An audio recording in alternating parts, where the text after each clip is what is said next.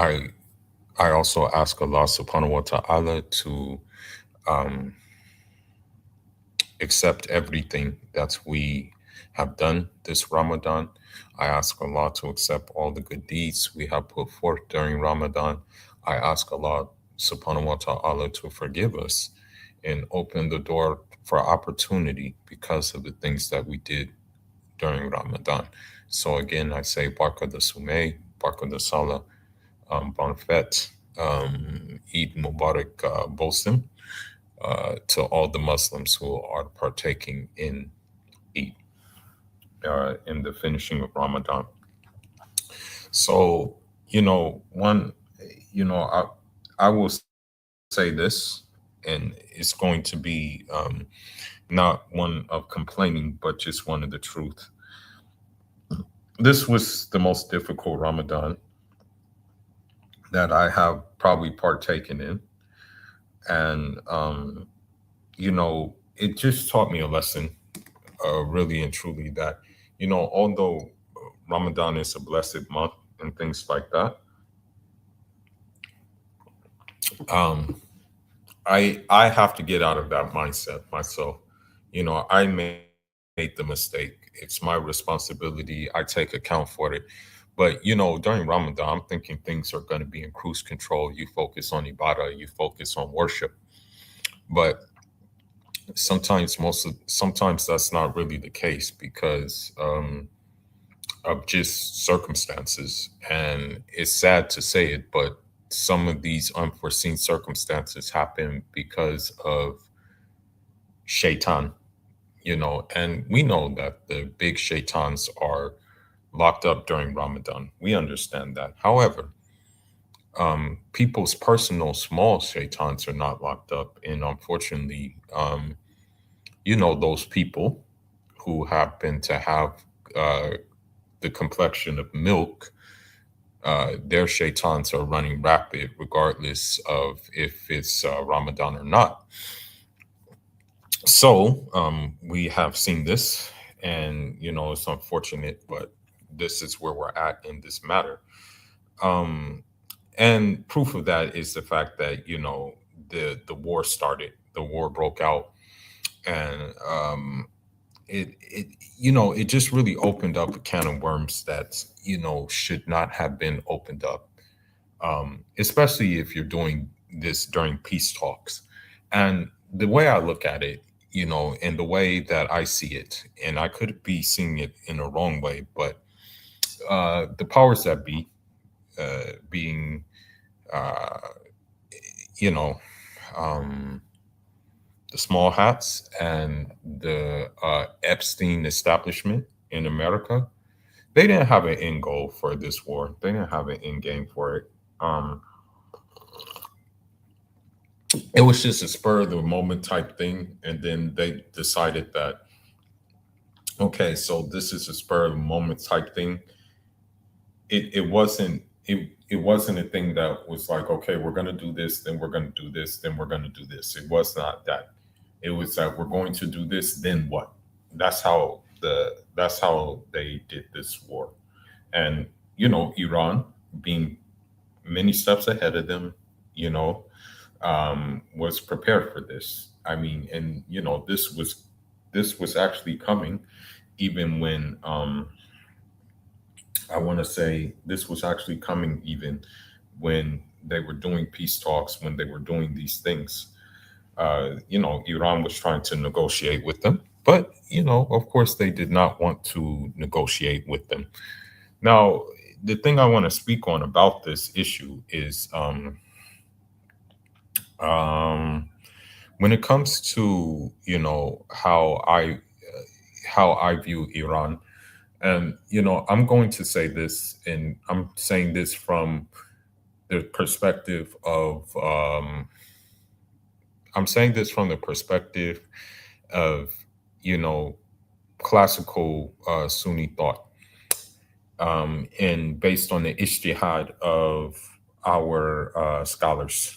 And for those of you guys who don't know what ijtihad means independent judgment of the scholars. So I'm saying this from this I'm using this from this angle. Um, you know, so this is what I'm saying. So so this is what I mean. Um, Now I'm gonna pull up a document real quick. I want to talk about this because the unfortunate thing what happens a lot of the time, and I try not to be one of the guys who I want to say I try not to be one of the guys who engages these people online, you know, but it's hard sometimes because you have, I guess you can say, a few camps of people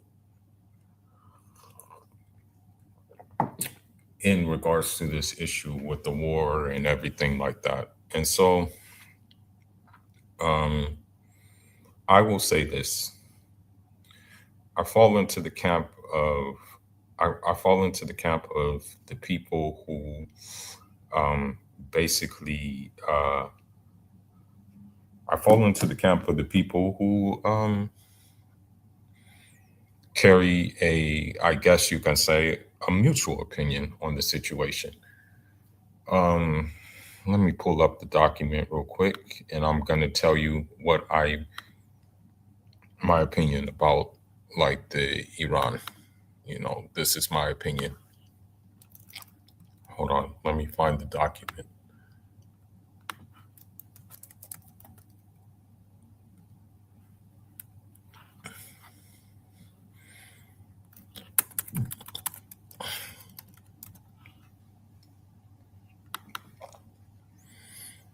Let me look for the document real quick.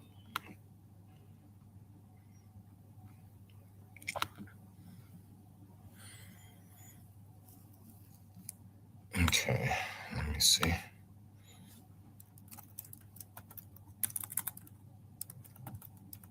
And this is gonna ruffle feathers, but I really don't care at this point.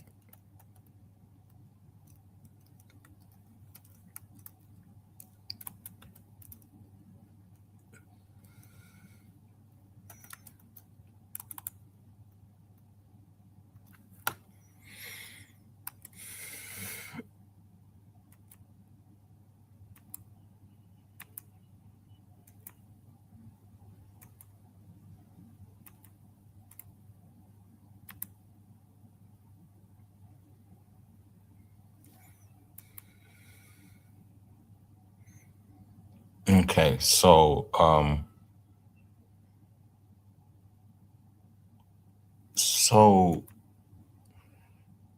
when it comes to hold on, just give me a minute. I'm looking for the I'm looking for what I need to find.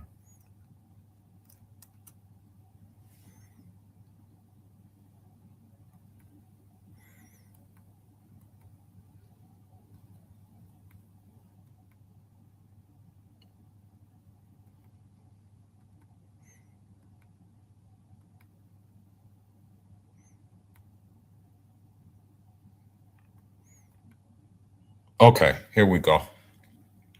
So when it comes to like these issues that we see in the Muslim world, um, just as a heads up, I am I am what they say, someone who is in the Ahlul Sunnah wal Jama'ah, meaning that I have a madhab, a school of thought, which I adhere to, which is Maliki. I have a school of creed, which is called Ashari, and I have a school of spiritual purification as well. Now, the thing is about this whole issue with that is that the neo and just the Salafis overall are anti what I am. You know, when you look at history, most of the people who were resistant to Western imperialism in the Muslim land fall into the category in which I fall into. They were either, Ashari or Maturidi. School of thought was either Shafi'i, Maliki, Hanafi, or Hanbali. And they practiced some sort of spiritual training, spiritual discipline.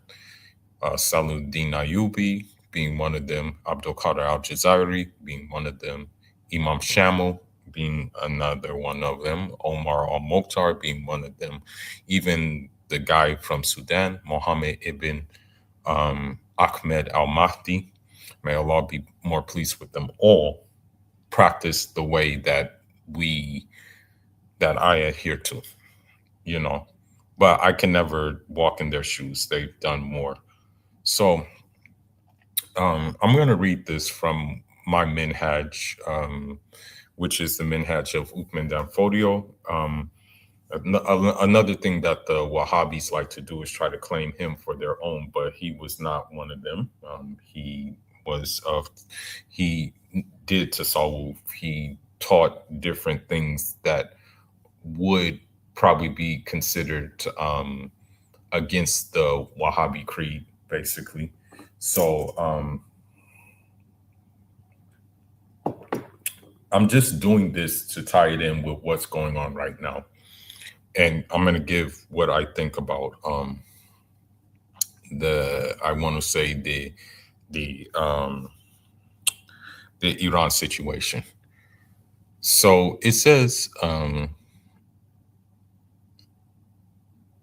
uh, it says the difference between the first generation and the new one calls each to form its own opinion on political questions, and some of these opinions later were incorporated into political parties.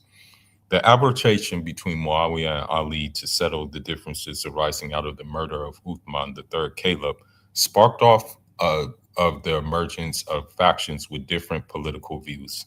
In order to justify their rebellion against Ali, the Khawarij or Khawarijites regarded their opinion to be the truth, and anyone who did not follow their doctrine was kafir.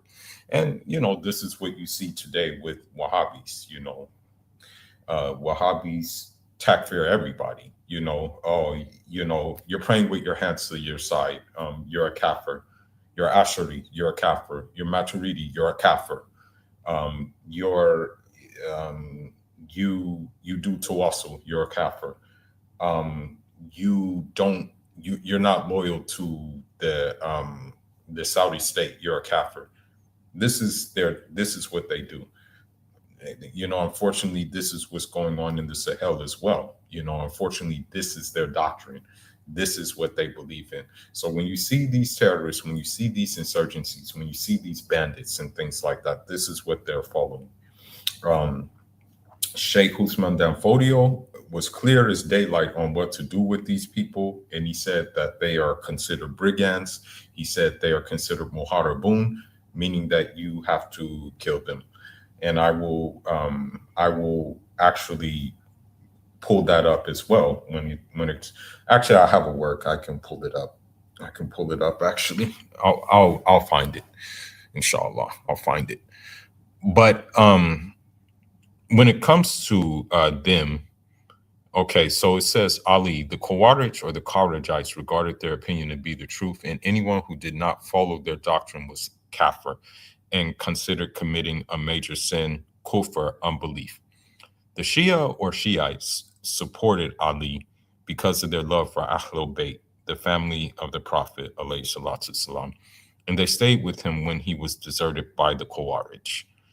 The Mu'tazila, who called for rebellion against the unjust rulers when circumstances indicated possible success, considered a person who committed a major sin to be in an intermediate position between Imam belief and kufr, and consider both Ali and Muawiyah fasik, unrighteous. And the Mu'tazila had slandered many companions and defamed and insulted others. Thus, the three parties were branded as heretics and deviants from the Sunnah by the majority of Muslims who were later known as Ahlul Sunnah. The people, the Ahlul Sunnah did not consider sinners, the Ahlul Kibba, people who face the Kaaba prayer, as kafir or kufr. So this is my view when it comes to these groups. When it comes to the Shia, when it comes to the Wahhabis, and when it comes to other deviant groups, like some deviant groups are kufr, it's straight up kufr. Um, Groups like Nation of Islam, groups like the Ahmadis, or what they call the Qadianis, who believe that there's a messenger to come after the Prophet Muhammad, alayhi salatu salam. And also the Quranists as well. Some of them fall into disbelief, but I try not to takfir them. It's no point in me trying to takfir them. But that is my opinion when it comes to the Wahhabis, when it comes to Wahhabis or Kharajis, when it comes to the Shia, when it comes to the Mutazilites. I have the view that they are deviants. However, with that being said, I look at it from the factor of what is the lesser evil.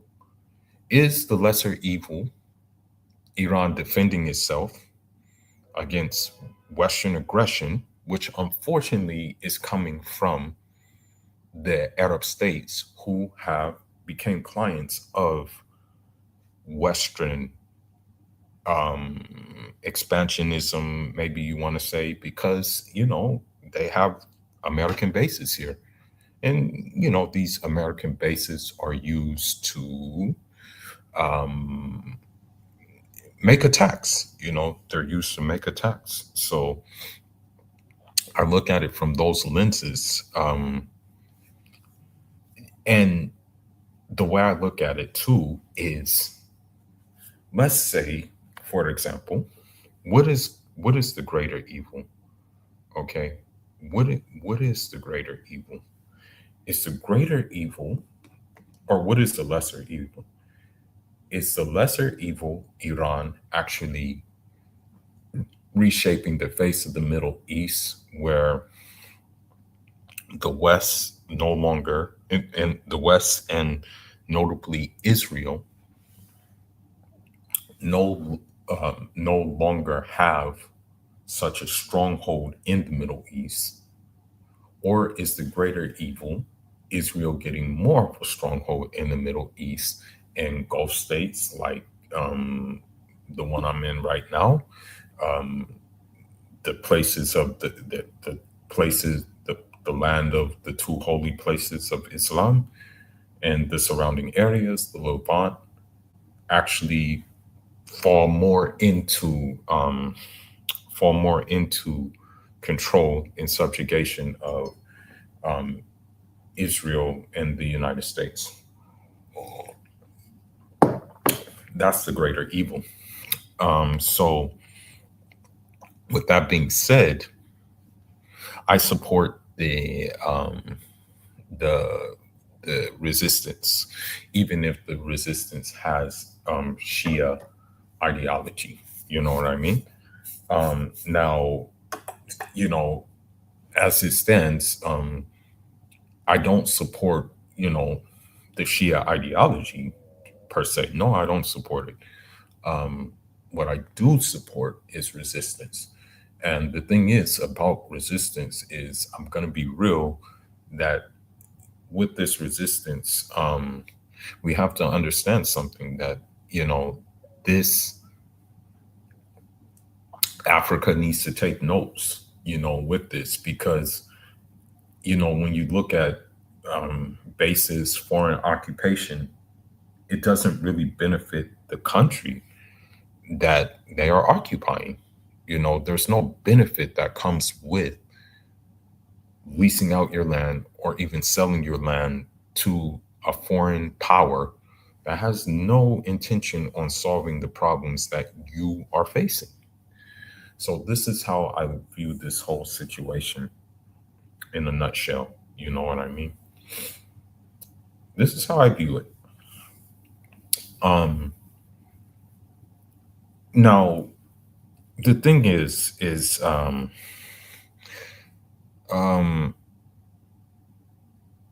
I didn't expect it to go on this long. I really didn't. I thought it was going to be like another 12-day war, but I think this one is going to be for the long haul.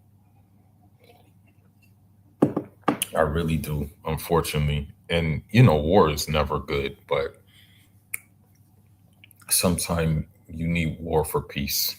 And as sad as it is, this is just what it is, man. I don't like it myself.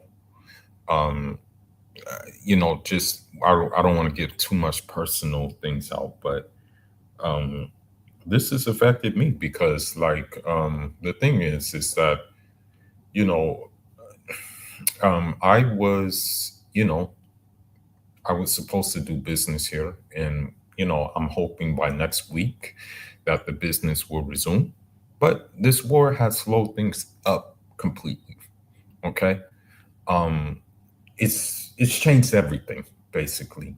It's made things very more difficult for me because my original plan was to do the business, get the bag, go back to Africa for like a couple of months or so, to invest the bag, and then be on my way to back to Central Asia.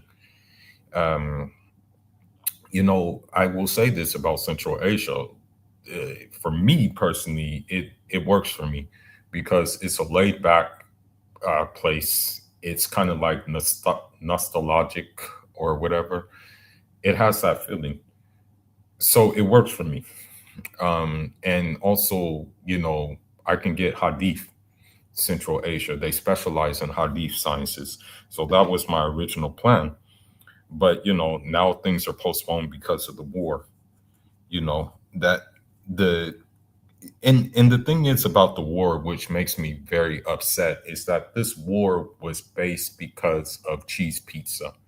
This war is all because of cheese pizza. If you don't know what cheese pizza means, look it up. But cheese pizza caused this war, you know, because it just shows that justice doesn't apply to you if you have like substantial amounts of money or you're in with the right club, basically. So cheese pizza, caused this war because now this war has distracted us from the cheese pizza. And even worse, disgusting thing about it is it wasn't just cheese pizza; they were eating cheese pizza. That's the problem. That's the most alarming thing about it is that they were eating cheese pizza. And for those who think that, and I want to just say this about to Africans, fellow Africans, if you think that these people have changed at all, they really have not changed. Okay. And I'm going to show you why they haven't changed. I'm going to share my screen and I'm going to show you why they really have not changed. Okay. I'm going to show you.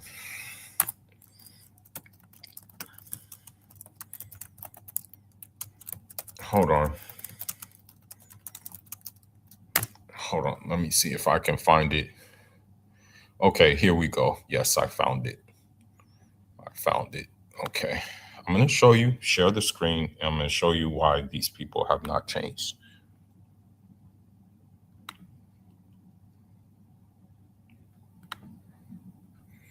Okay, let's see. Now, I'm pretty sure you heard this on social media. If you're in the inn, you probably heard these things going on social media, but listen to this and I'll show you why these people haven't changed. Epstein turned parts of our country into a playground for the super rich. Children, vulnerable kids from poor communities, were taken, stripped, released into isolated terrain, now this is in Nigeria, by the way. This is a Nigerian police officer. He's explaining what they did in Nigeria. And mind you, some of the people who were overseeing this were Jay-Z and Beyonce, just to let you know. Okay. So I want that to be clear to other Africans as well, that, sometimes people, especially, different types of Africans, some Africans don't even like, um, or let's just say some people who share your complexion don't even like you or look at you lesser than based on your geopolitical location. Um, I'm not saying it wasn't executed in areas of, like, let's just say, marginalized areas in America, but they sure as heck went to Africa because they know that, the average person can be the average person can basically be bought off, but let's listen to him. Hunted like animals, guns, dogs, helicopters, for sport. Survivors describe Jay-Z and Beyonce being there on at least 3 occasions, laughing, directing, even killing when the moment felt right. I'm an inspector with the Lagos State Police Command, 15 years on the force. I've seen corruption, I've seen crime, but nothing like this. We have names, dates, locations, credible enough to open a formal case. My team wanted to move fast, issue international arrest warrants, request Interpol red notices, question Jay-Z and Beyonce through diplomatic channels. We had enough to bring them in for questioning, to seek real justice for the victims and their families who still wait for answers. But then the calls started, not from Abua, from Aya, very high. The message was the same every time. Drop it. Shut the file. No further action. They said if we pursue this, if we name the celebrities or push for extradition, billions in development funds, health programs, security assistance would be gone overnight. Epstein. So as you see, there's our problem in a nutshell: dependency syndrome. You know, eh, you know, had we not had the infrastructure needed, this wouldn't be an issue. We would be able to pursue, you know, the we would be able to pursue, I should say, like, the case. But be it that we don't have the infrastructure, this is why we're in the situation we're in right now. This is why this guy has to be quiet. This is why this guy is talking with his face blurred out.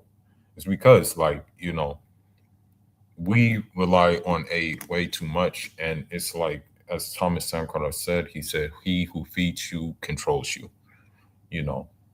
And this is why, I'm thankful, but we have a long ways to go.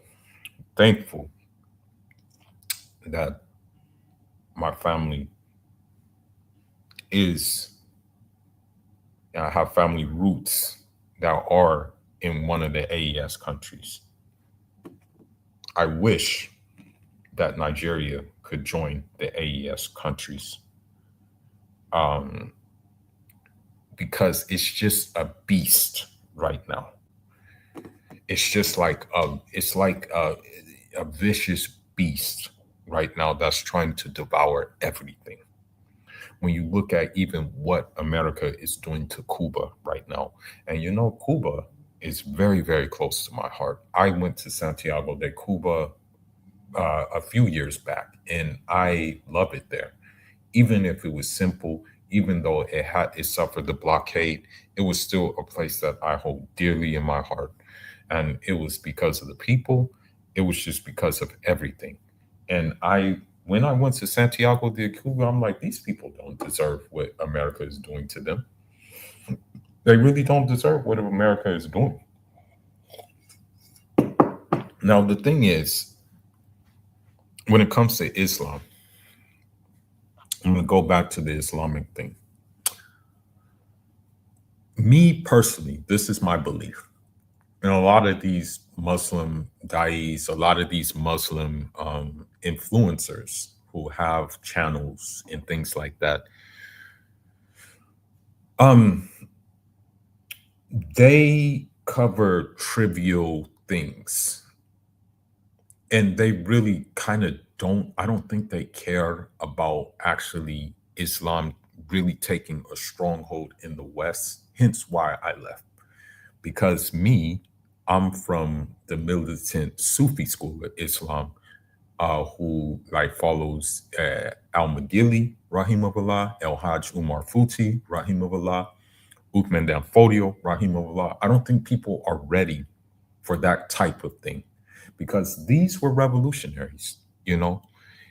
For what it's worth, the Prophet Muhammad, alayhi salatu salam, was a revolutionary. And I'm going to tell you why. He wasn't a revolutionary in the sense, alayhi salatu salam, that he had, like, for example, Marxism or Leninist thought or anything like that. No, he was a revolutionary in the sense where he created um, he created one of the first egalitarian societies because you had people from different tribes, different lineages in one thing, cohesiveness. You had, you know, people who identified as Roman. I think Sohaib al Rumi. You had people who were dark skinned, who were African, who had the moniker al Habashi. If it was like different people, not just Bilal. I don't really want to name Bilal, but that seems to be the one that everybody talks about. But you had guys like Ubaydah ibn Samit, who was a black Ansar. You had guys like Uthman ibn Affan. They said he was like brown skin. May Allah be more pleased with him. I like calling him Dul Noraini because he married two of the Prophet's daughters, alayhi salatu salam. You have people like Minha, who I think was a black Yemeni, and he was the first martyr of Islam in the Battle of Badr. May Allah be more pleased with him. So my next point is this is what the West does not like about Islam is if true Islam is practiced, you have an egalitarian kind of pan-Islamic brotherhood, which cannot be really stopped. Now, me personally, I'm not really a fan of the Ottomans, but they kept things together more or less. So they always doing bad things? Were they always doing good things? Not necessarily, but the good news is like when it came to us in Black Africa, we kind of had autonomy when it came to the Ottomans. You know, we kind of had our own autonomy when it came to Ottomans. We didn't have to pay tribute. We didn't have to do any of that. And I think at one time, I think like the Ottomans tried to attack Kanem Borno. And I think we pushed them back, if I'm not mistaken. I think we fought them, and I think we won that fight against the Ottomans in Kanem Borno. I'm not quite sure, but um, now what I want to do is I want to segue to a couple of factors because you have, okay, here's the thing about Islam. The Prophet Muhammad, alayhi salatu salam, I'm going to say that he was the universe. And what I mean by that is he had the universe within his theories because his theories came from Allah subhanahu wa ta'ala. And what I mean by that, again, is that his universal theory, it appeals to everyone. It appeals to, like, for example, the sincere Hotep, the sincere Pan African, because the reason why is because those teachings were consolidated into monotheism with his version of it, you know, because of the simple fact that Islam had Islam was kind of like the first Pan African faith. And I'm going to say this in the way because the first hijra was not to Medina. The first hijra was to a Christian Abyssinian kingdom. which is today in today's Eritrea, and possibly extension to Sudan. So you had like Pan Africanism in the first place in Islam. You know what I mean? And then what happened is um,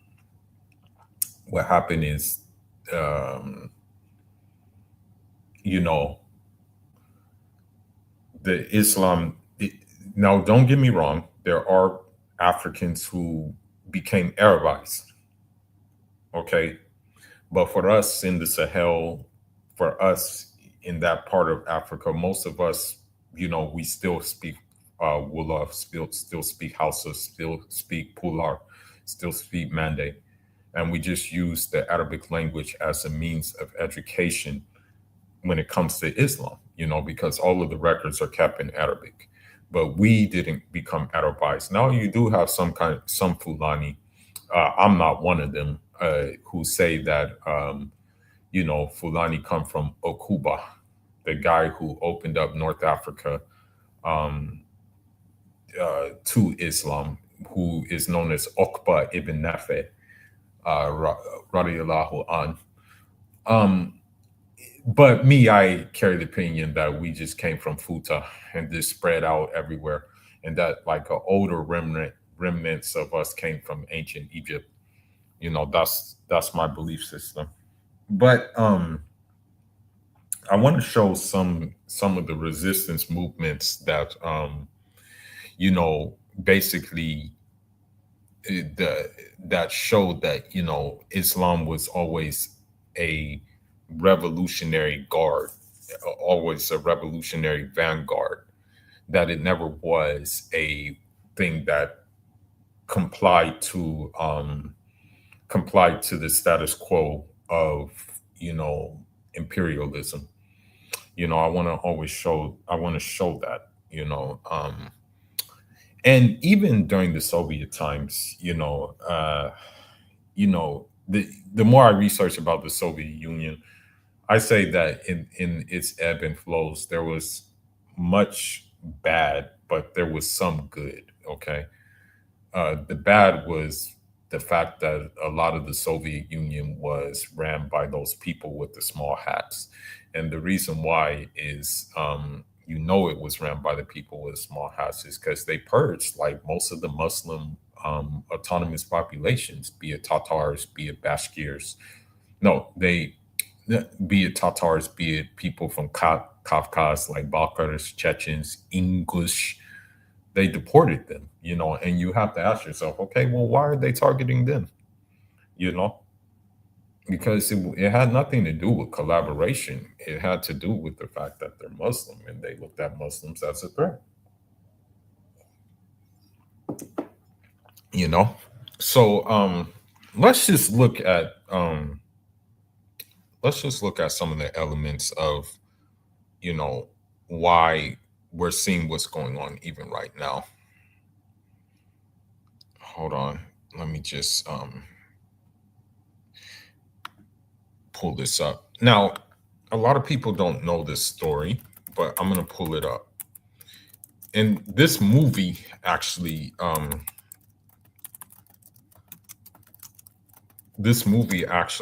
took place. I think it was called The Four Feathers. And that's another thing about it is Hollywood manipulation. They try to make it look like they were the good guys, but really they were the bad guys. There was a movie called Four Feathers, and what it showed is it basically showed the English occupation of Sudan. And they tried to make it look like, okay, these are the good guys, these are the guys doing the right thing, and that the Sudanese were the bad guys for defending their land and things like that.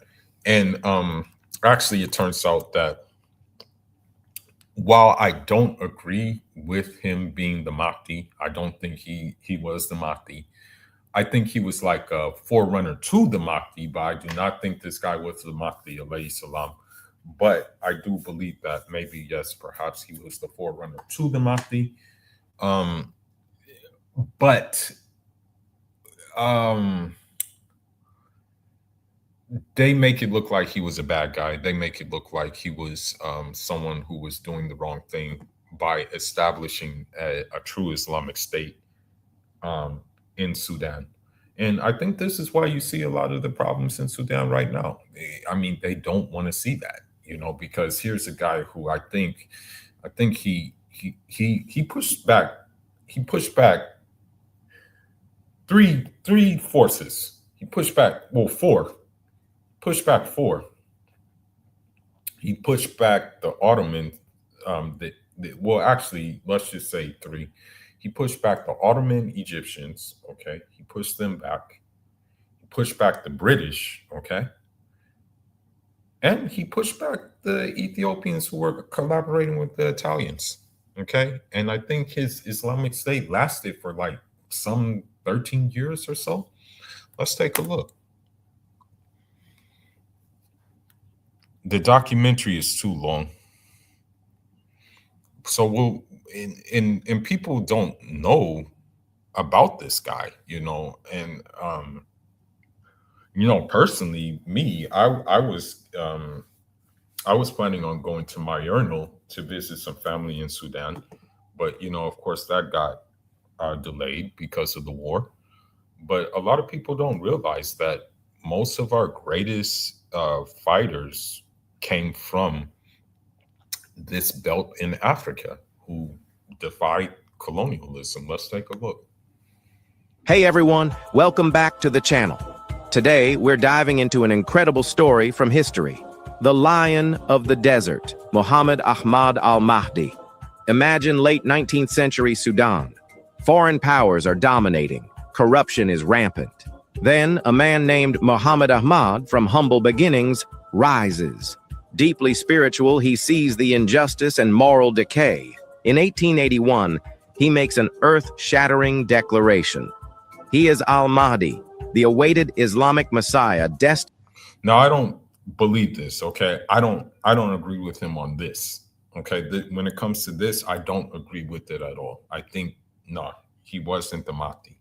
I don't think so. Because the thing is when we look at the scholars and what they say, one of the signs that it is actually the Mahdi is he's going to disagree that he is the Mahdi. That's one of the signs that we're going to see when it comes to the Mahdi. So I don't agree with him on this matter at all. I think that maybe he was intoxicated with the thought of being the Mahdi. But no, I don't agree with him being the Mahdi at all. No, I don't think so. I don't believe he's the Mahdi, or he was the Mahdi. But other than that, I follow everything else that he was about. I follow, him building an Islamic state based on Sharia, him building,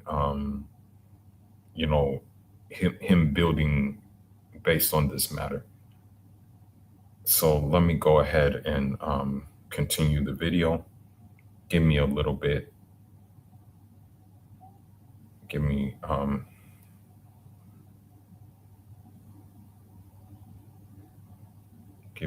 a second.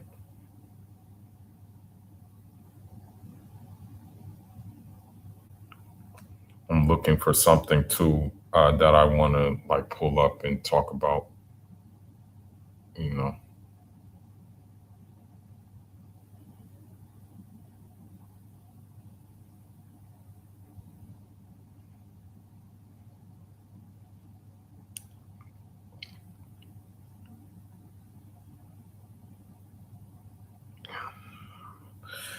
Okay, let's play this real quick. Destined to restore justice and true Islam.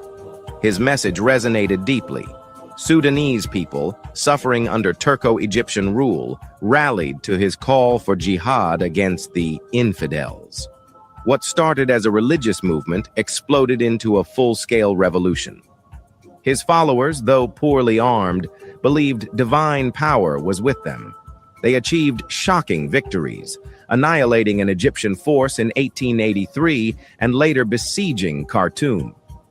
In 1885, Khartoum fell, and British General Charles Gordon was killed, a moment that shook the world. For the first time, an African Islamic leader had expelled imperial forces and established his own state. Though his modest state was short-lived, and he tragically died just months after his triumph, his legacy lived on. He became a national hero, a symbol of resistance against foreign rule, long before modern nationalism. The Mahdi's story isn't just about fighting colonial forces. It's about belief transforming into revolution. He showed that a united, faith-driven people could challenge mighty empires. His spirit inspired future generations. Hey, everyone. So there you have it. You know what I'm saying? That like if you're sincere with Islam, guess what? You can do it. You know what I mean? And so this just shows you that it can be done. Um, there's not too many English. I want to say there's not too much English available on the Mahdi, the Sudanese Mahdi. There's not too much English things available, but his story is very, very much needed right now. And it's kind of like why you see things going on in Sudan right now, because believe it or not, you know, the, the Sudanese, America is behind what you're seeing happening in Sudan.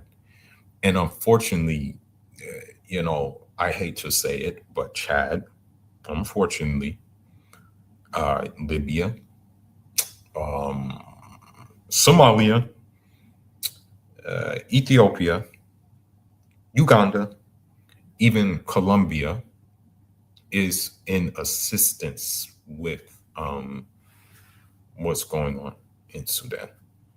It's actually, you know, it's actually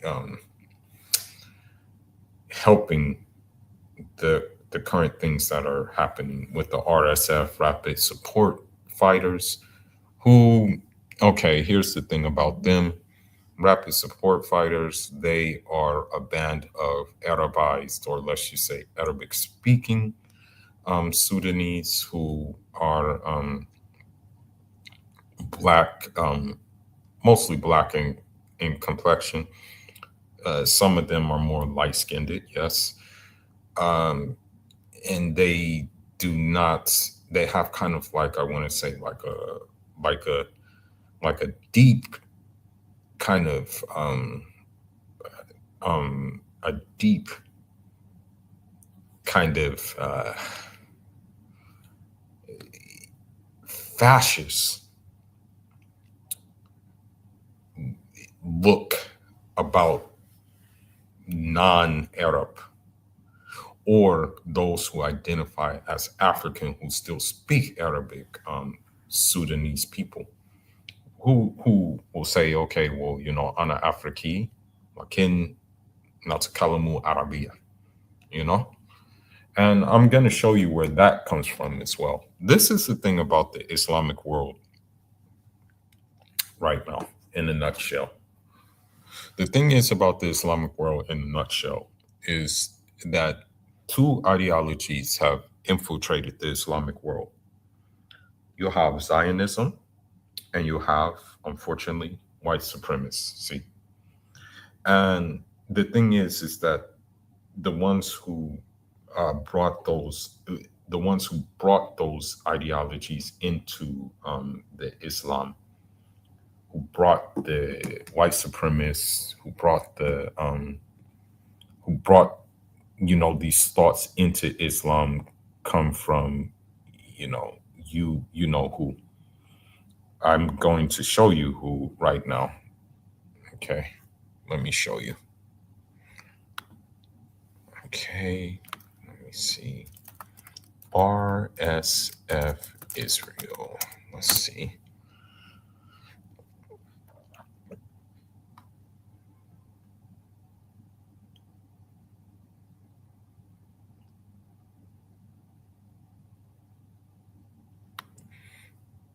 الفكرة اللي جات بها إسرائيل عندها استعلاء عرقي، عندها استعلاء عرقي على الجماعة اللي موجودين أو على إخوتنا وحبتنا اللي موجودين. الفكرة اللي جات بها إسرائيل إسرائيل عندها استعلاء عرقي. So, um, again, you see right here, clear as daylight, what this brother is saying that, because even me, like, alhamdulillah, Allah has blessed me to read Arabic. Allah has blessed me to understand Arabic. Allah has blessed me to have a thirst, a desire to learn the Arabic language at a high level, since it's very much a mathematical language, and it's very much a language that you have to learn at a high level to understand it and to unlock certain aspects of the Arabic language. Now, and I still have that thirst, and the thing is that we've had scholars who've had that thirst for the language, and they kept their native language. One of our scholars by the name of Malam Abdullahi ibn Fudiye, rahimahullah, was a linguist, a master linguist. Okay, he very much was like wanting to be very strong in Arabic language. Now, now with that being said, right? With that being said, he covered he covered the linguistic sciences at a very, very high level. Okay. But what happened is, when you read the writings of like the Fodiowa, when you read the writings of El Hajj Umar Tol, when you read the writings of Sheikh Ahmadu Bamba, they never renounced their blackness, and they never, said that, that Arabs were superior, or Arabs were this, that, and the fourth. They never had that kind of thought. However, that thought was a foreign thought, and it came from these groups of people. I don't care what people say.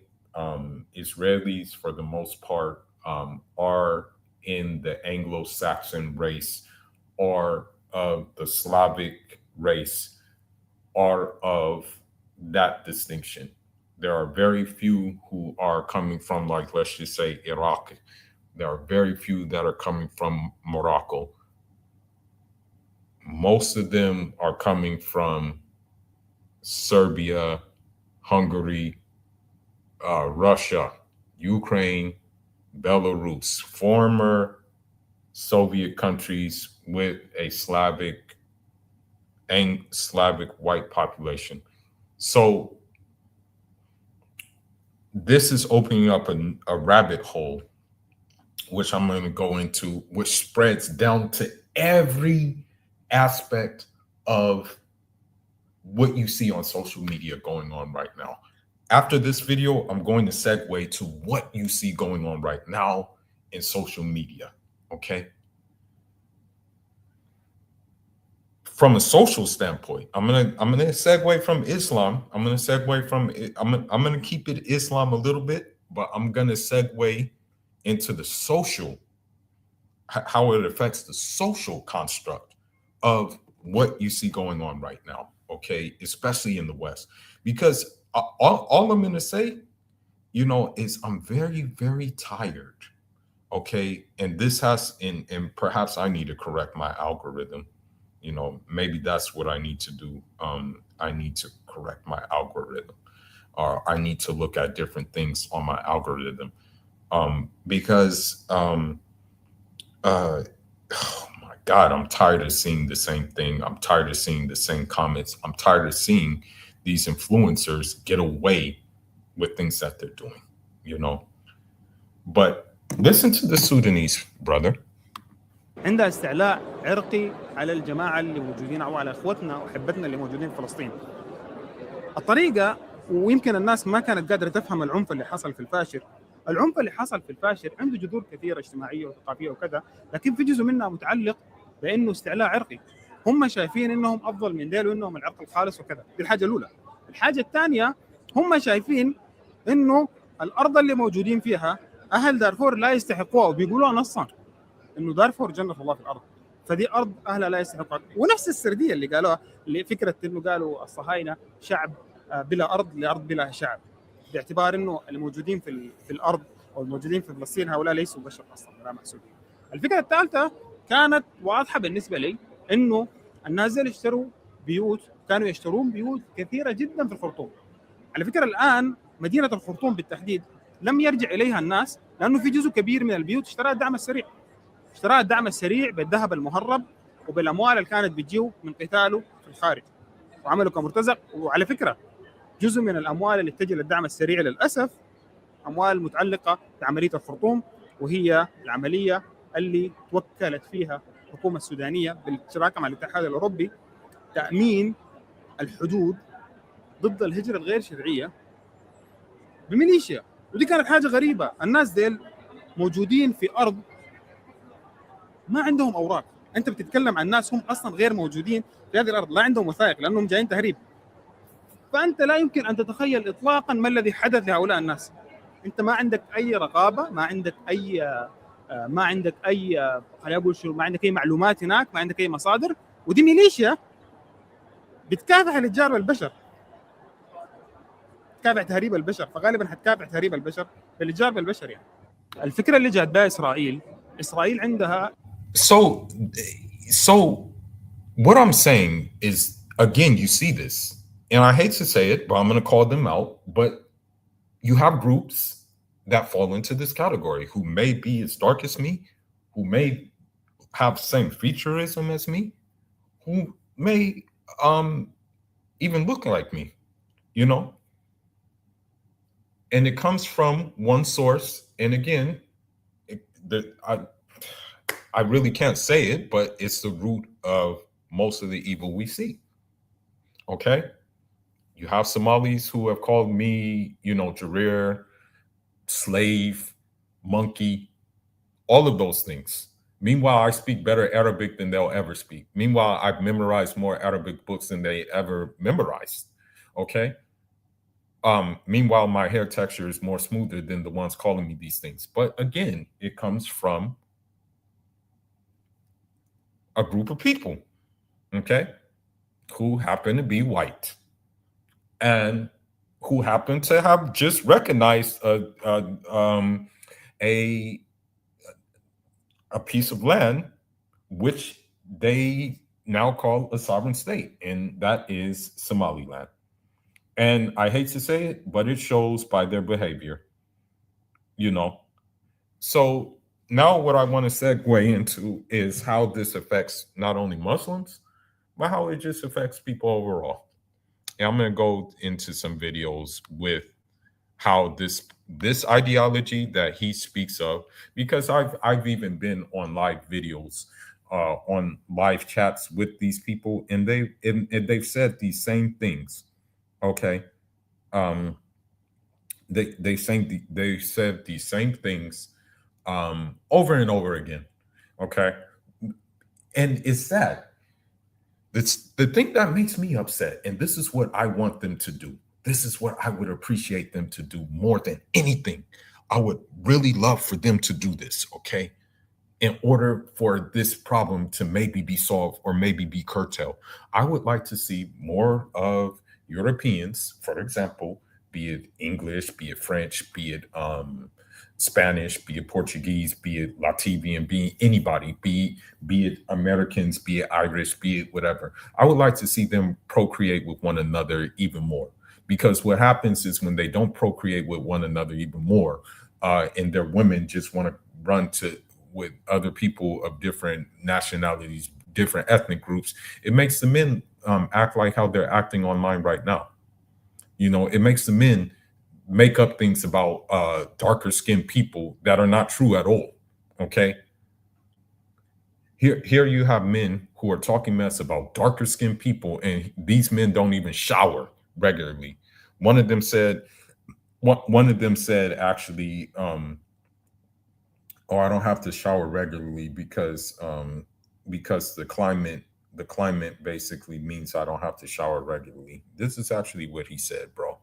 But let me just show you what we're dealing with. Okay. So this uh, this and this guy is ashamed to Sudanese. This guy is ashamed to Sudanese. Um,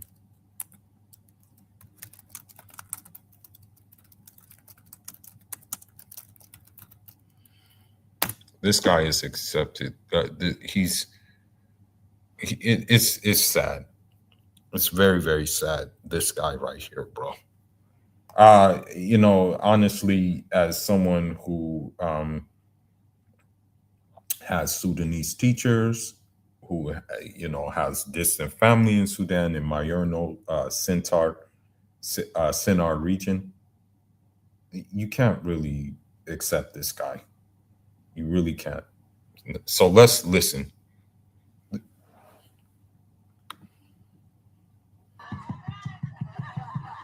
Wake up, nigga.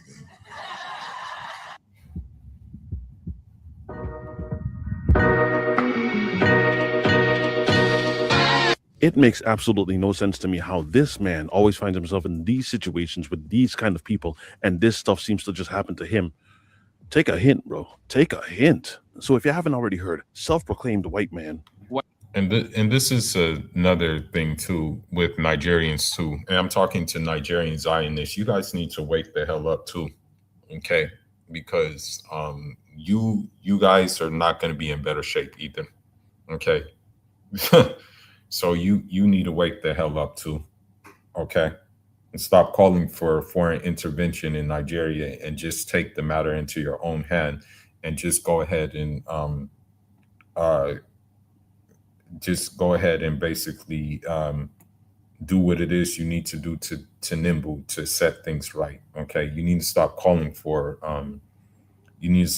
for Trump to intervene and things like that when he feels the same way as these people feel about Mylan to you. Okay, you need to stop doing that crap for real. Did your ancestors do that when they were fighting colonialism?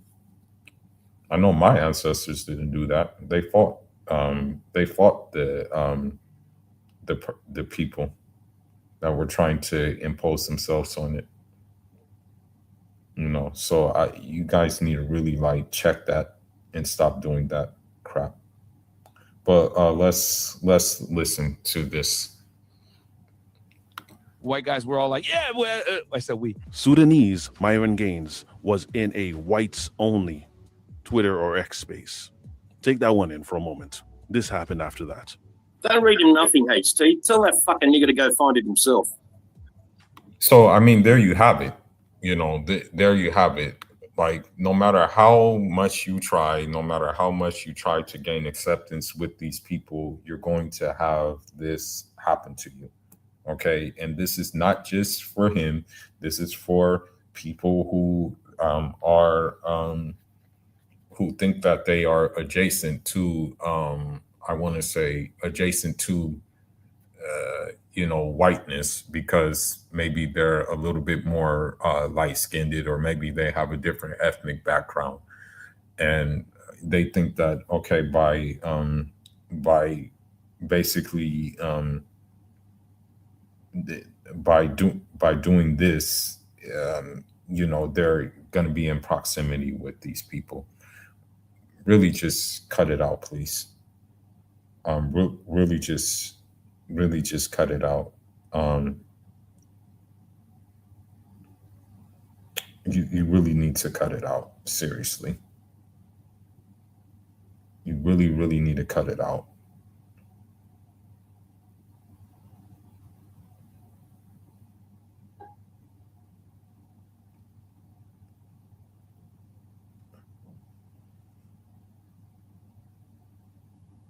So let's go ahead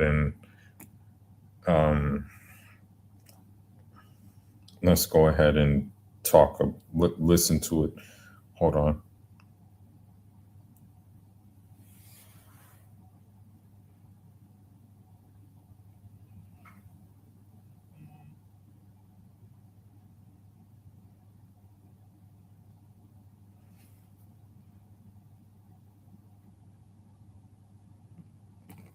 just looking at things right now.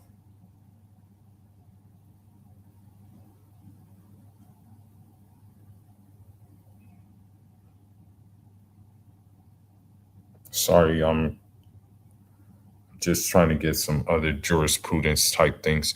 But let's listen to Mr. Myron and him in this space. Well, he's the Yes, one sir. that's I'm making listening. accusations. So I'm Let's saying just it's stick fine with to. the Americans for now. And then we got this fucking The British guy naturalization over here. Like, bro, or you're with the standard guy. Yo, you're British, right?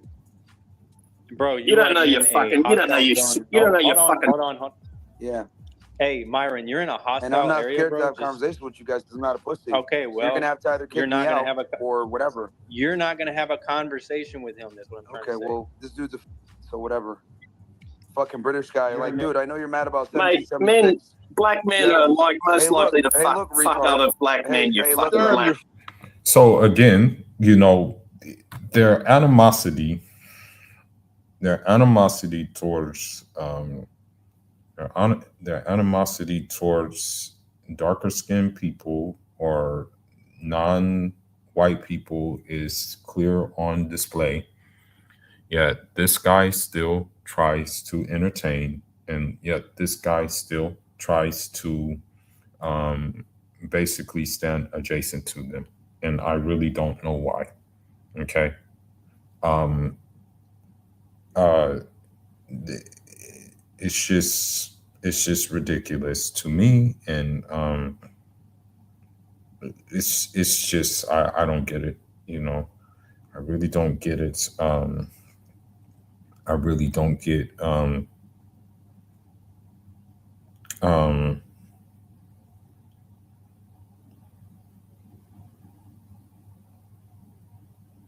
it's just weird to me.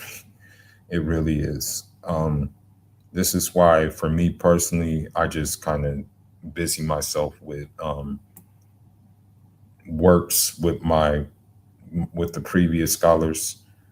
You know, I really wanted to be in the Sahel for Eid Salah, but of course, the war slowed things up. Inshallah, next week I finish this transaction and I'll be on my way to Nigeria, inshallah. But again, you see this, yet he still believes that he can stand adjacent to these people. And again, it turns back to what the Sudanese brother was talking about. Is that this racial superiority complex, which they have across the board, plays into their minds, captures the hearts of some Africans, a lot of Africans actually, captures the hearts of just different people of different hues, be it Asian, be it Latin. It captures their heart, unfortunately. And may Allah prevent it from capturing my heart. May Allah allow may Allah allow what I base, how, if I like a people, based on their action, based on their behavior, and not based on their color, And may Allah forgive me if I stereotype of people based on their collective action. But I hate to say it, but the people who push this ideology, their collective action is why we're in the situation we're in right now with this war. So if I do have a little bit of animosity toward, a lot of animosity towards them, it's because of their collective action. It's not because like just one, two individuals. No, it's because of your whole system. And, the thing is, the real Muslims were going to go against the system,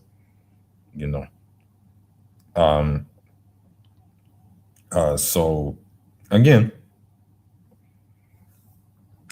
there you have it. But let's listen to Mr. Myron again.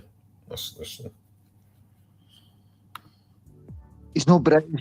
He's not British. Kick this nigger. You see? That's the fucking first mistake you made. He's not British. You see what I'm saying? You see what I'm saying? See what I'm saying? And yet these are the people that you wanna be in orbit of. These are the people that some African leaders want to be in orbit of, want to be on good terms with, instead of making a complete break, instead of using your sovereignty, instead of using your autonomy to build something, instead of using resources in which you have on your continent, which are in abundance. And this is one of the miracles of Allah. Despite all the pillaging, despite all of these things, you still have abundance of resources on the continent. Despite all of this crap happening, despite all of the colonialism, despite all of the imperialism, you still are having resources on the continent, which could be used to build autonomy, which it can uh, be used to build sovereignty. But no, you still want to be with the West instead of making a complete break off from the West. That's one of the miracles. That's one of the rahmah Allah has showed is, you know, mercy to us. You know what I mean?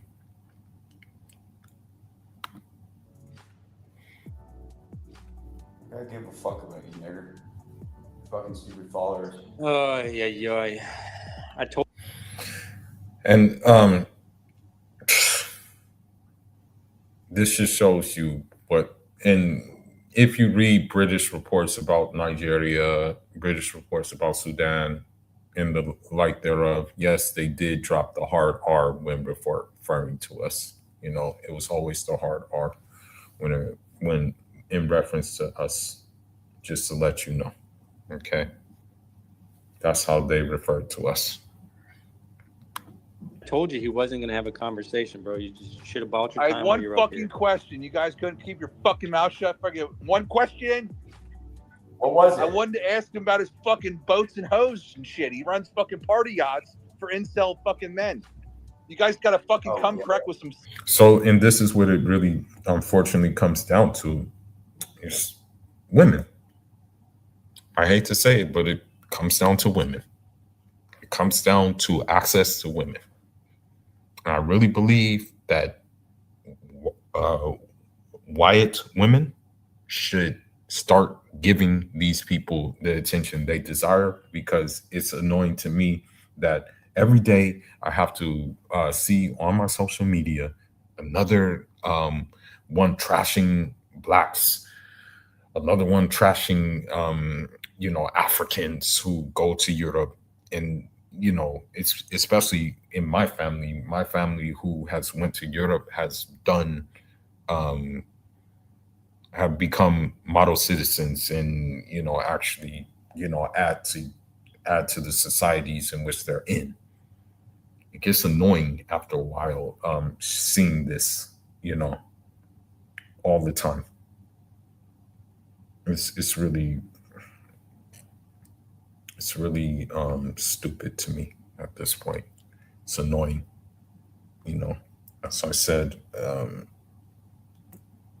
they call it like fatigue, and I'm going to show some more examples of this as well. Just give me a minute. Show more examples.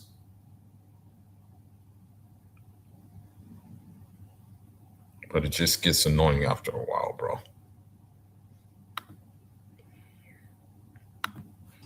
Thoughtful fucking question. All right. Fucking Sturm, amateur. I'll let him back up here. But only fucking radio gets to I'm talk, sorry, right? sir. It's a fucking white space. We know that. I know. They're the fucking rules. No niggers. But you know what they said before, though? White guys were all like, yeah, well, I said we. Yeah, but not He's white. He's white, Justin. He's white. He a black, bro. Hey, man. Natural. Natural. I officially just stamped Myron as white. Yeah. So there you go. There you go. Yep. There you have it.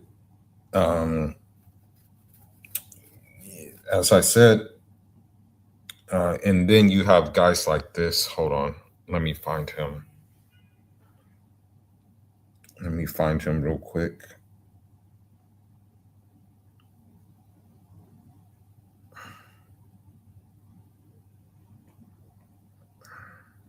Let me find him.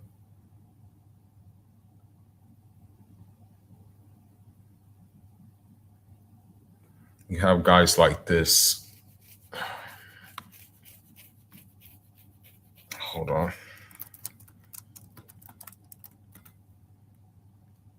Let me see if I can find it.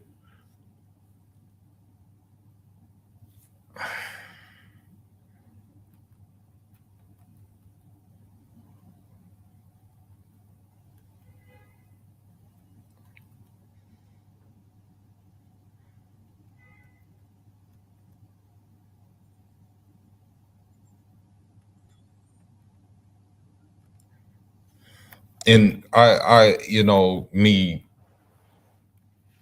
I've said this before. I don't pay attention to them. I don't I'm thankful where I'm at right now. You don't see too many of them. I'm very actually thankful for that.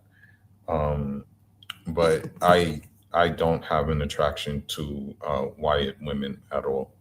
Okay, as I said before, due to where I have lived at and where I have traveled to, my attraction only extends to Muslims who may be of a lighter skin, who don't even necessarily identify as white, and those are the ones from Muslim Russia. Those are the ones from Central Asia. That's my extent of my attracted who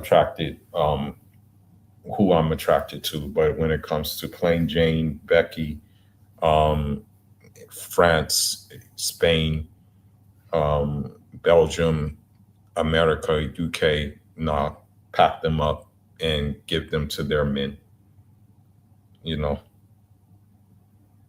And not even when it comes to the ones I like, you know, it doesn't need to be in mass that, like we go to them. I love my own women. I love Fulani women. I love Hausa women. I love Shua women. I love Kanuri women. I love my women still. But when it comes down to, especially with my marriage choices right now, which are between a few different nationalities, none of those nationalities, I can assure you, are white as we know it. I can assure you that, hell no. Okay, I don't, and it's gotten to the point where I don't, like, excuse my language, but I don't give a shit if they convert to Islam, or I don't give a shit if they became Muslim. Like, I don't give a shit, because I know that most of the time they're gonna push that feminist ideology in their Islam, and try to remix the religion and shit like that. You have this one Turkish woman, she converted to Islam, and she talking about she doesn't follow the hadiths and she only follows the Sunnah of Allah, which is in the Quran. Okay, if you follow the Sunnah of Allah in the Quran, where in the Quran does it say how many times you have to? What are the sunnahs of the wudu? What are the mustahab or mandub things of the wudu? What are the wajib things of the wudu? Where does it say in the Quran what conditions does it take that it invalidates the wudu when you touch a woman? For example, in the Maliki Madhab, when you touch a woman, there's conditions that break the wudu when you touch a woman. And I'm just going to say it real quickly, not to show that my knowledge or lack of knowledge, but just to show that these people are idiots. According to the Maliki fiqh, if you touch a woman, if you touch a woman in wudu, and you intend to get pleasure from touching her, and you don't get pleasure from it, then you have to do the wudu again. If you touch a woman in wudu, you don't intend to get pleasure from her, but you do get pleasure from her, you do the wudu again.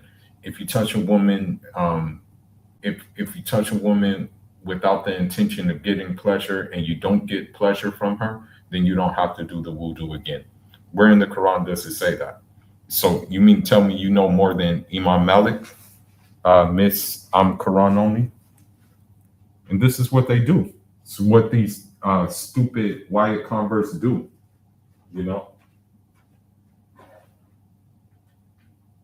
That's why I don't like them. That's why I don't like them, because they add their own thing to it, and they don't want to sit down and shut up with a scholar. That's why I don't like really mess with them, you know. So let me find something real quick. There's another guy who tries to be white adjacent, and he thinks it's okay.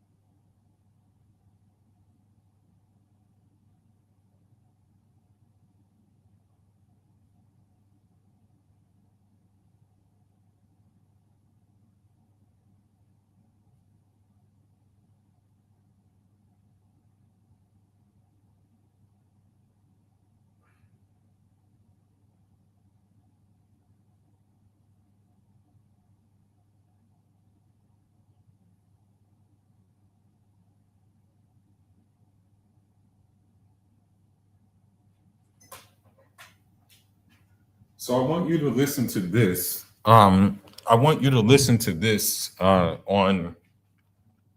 I want you to listen to this. I'm gonna wrap this stream up. I've been on for about an hour and a half. I don't want to make it too long.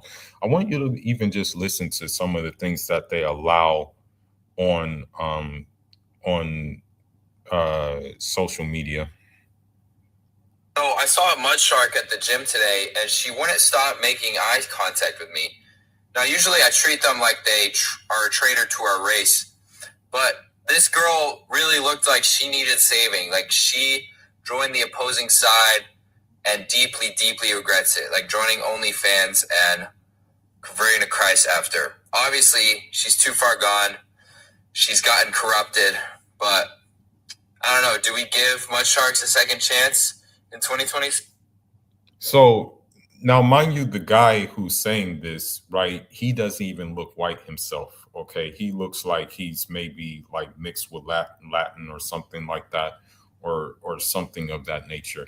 And so I'm going to show you, in case you don't know what that term means, mud shark. I'm going to show you what that means real quick.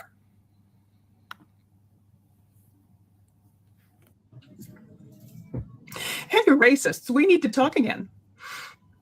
When you run out of educated arguments about race, which does not take too long, you reach for the same kinds of tired insults.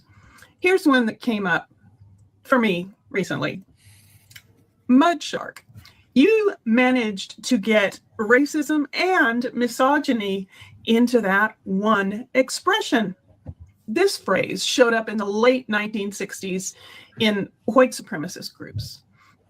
It was a slur aimed at white women who dated or married black men because. And I really wish this would stop, actually. But then again, here's another issue. Hold on. So you see, this is the term they use, but here's another issue, and it stems back to this what the Sudani brother said. It stems back to what the Sudani brother says. I'll show you what the other issue is.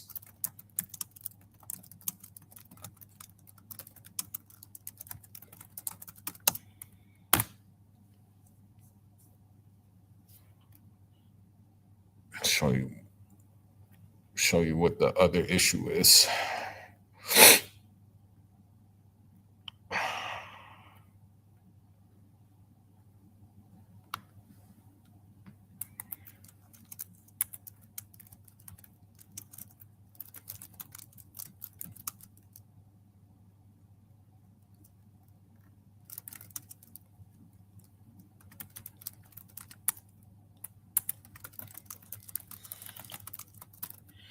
See if I can find it.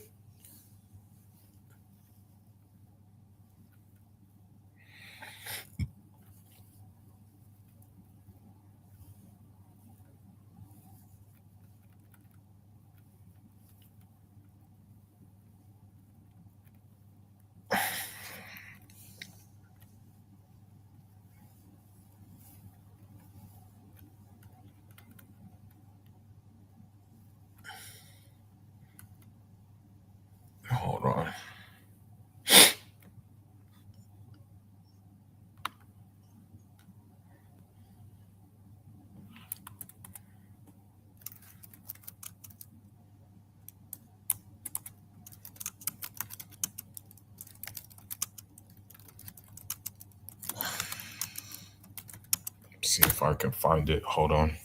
I'm looking for it. Yep, here we go. Shout outs to Average Man. Outsmart the market with Base 44 super agents. Set up in seconds and ready to go. White boys, when you guys were dating black girls, do they start talking up trash about black men? Because the white girls are doing that, bro. When dating not dating, let's say you go on a date with a white girl, during the date sometimes they start talking trash about white men. Yeah, they be doing that. I'm snitching. What's your favorite thing about black men? Nothing. Black men suck. What's your They're bad. They cheat. They don't care. I'm with the white boys. favorite thing about black men? Nothing. Why is that? I don't like black men. Not very many meet my standards. What's your favorite thing about black men? So, like, and this goes to the Pan Africanists who promote like these kind of black love. We got to do this for black queens. We got to do this for, you know, the Umar Johnson crowd. This goes to you. Now, in the Sahel, we don't have that issue. You know, as a matter of fact, one of my cousins got married during Ramadan. Shout outs to him. He got married I think he got married to someone. Actually, he got married to a Mauritanian who's a mixed Mauritanian. She's actually part what they call Bidan. She's actually part Bidan, which means white in the local dialect. It comes from the Arabic word Beida or Abiyat. He got married to her. Mind you, he's darker than me. The family approved. Everything went smooth. There was no talking of crazy talk or any kind of racial slurs or anything like that done in the marriage. And the maher was relatively low. Shout outs to him. Even her, you know, being of that complexion, being that she is of a lighter complexion, she doesn't have that mentality that these same black women have when it comes to black men. And you know, again, I just wish that these white women would just stick with their own. Honestly, I really wish they would, but I understand why black men go to them for what they think is another viable option. But the fact of the matter is they're a part of the problem, not the black men, but the white women are a part of the problem because that ideology, their ideology of superiority complex stems from their race of people, you know.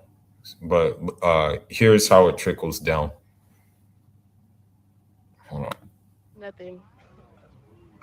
They're just terrible. Even when you just said that, because I'm thinking about the guest that we just had, she admitted that, you know, her father wasn't a productive father, which I guess justify why she is allowed to say negative things about black men. It's okay for black women to say stuff like that. Like, you know, they will critique a lot of black men sometimes with, oh, you must hate your mother. Like, we get that a lot. You must hate your mother. Well, they said that to me. I must hate my mom. Yeah, like black women accountable. when black women have these negative thoughts about black men, nobody says you must hate your father. And it's clearly true. Yeah. That one experience can cause you to have a whole hatred towards men. And for some reason that's valid. But when a black man is not allowed to have that same experience with his mom.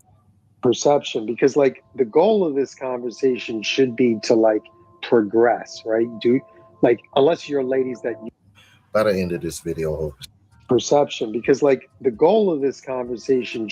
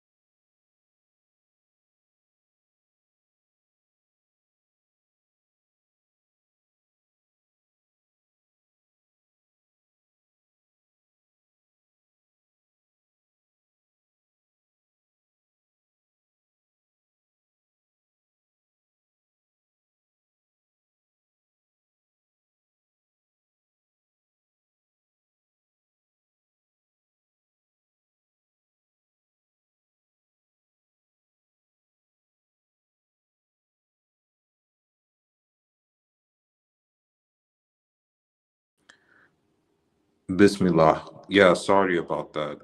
I think which one call it, they boomed me. It looked like some of my opposition found the stream and they boomed me. I apologize for that. But what, again, what I'm saying is that what the Sudanese brother spoke about at the beginning is the root issue with a lot that's going on in the world. I would even dare to say it's the issue in which how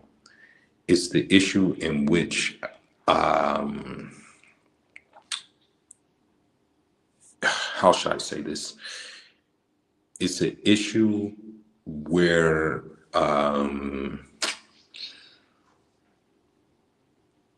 basically I'm going to end this stream and maybe I'll come back and do a part 2 later, inshallah, since they boomed me. I guess it's not safe to do it right now.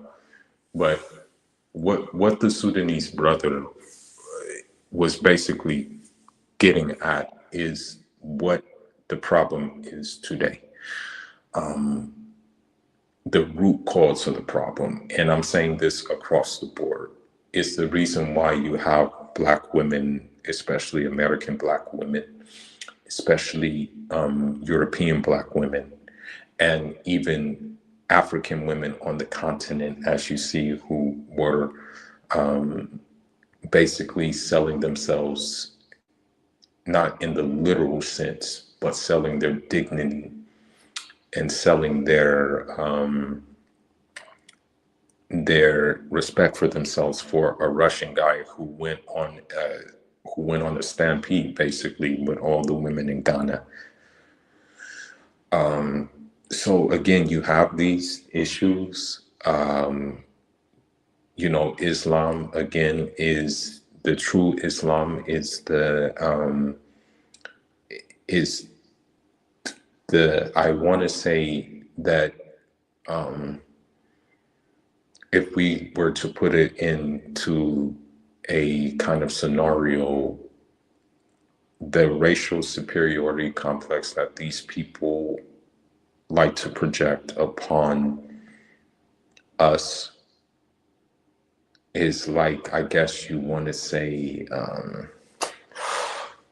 trying to think of a movie.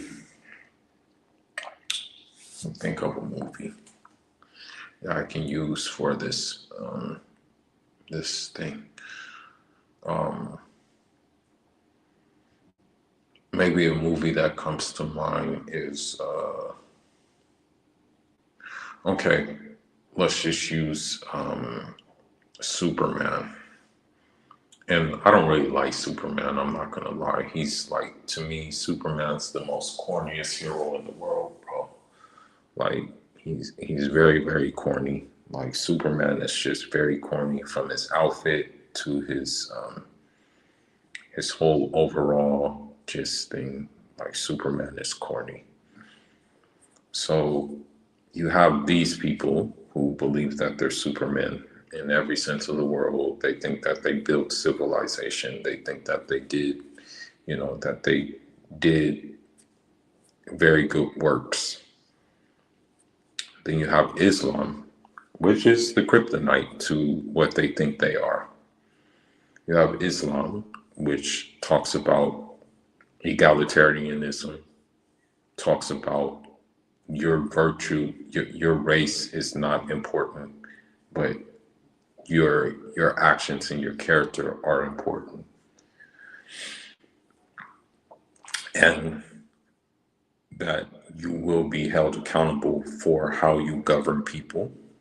You will be held accountable for your subjects. You will be held accountable for how you run your family, which is totally absent in the quote-unquote MAGA Christian doctrine, because we see who's getting caught for cheese pizza more often than not. It's these MAGA people, who are getting caught with cheese pizza more so than not. So I'm going to come back live, inshallah. Right now, I'm going to get ready for prayer, and I'm going to just go ahead and do that, inshallah. I'm going to come back with part 2 probably later on today, maybe in a couple of more hours, maybe in like in like 6 more hours or so. I'll come back. Yeah, like 6 more hours. I'll come back. Maybe 7. I'll come back, inshallah. But this is just what the sincere Muslim is dealing with. And I pray to Allah that I am a sincere Muslim. And I pray that Allah makes me amongst the sincere. And yeah, this is what we're dealing with. This is what we're facing. But with that being said, thank you for tuning in for those who did tune in. And I'll be back in a couple of more hours. Inshallah.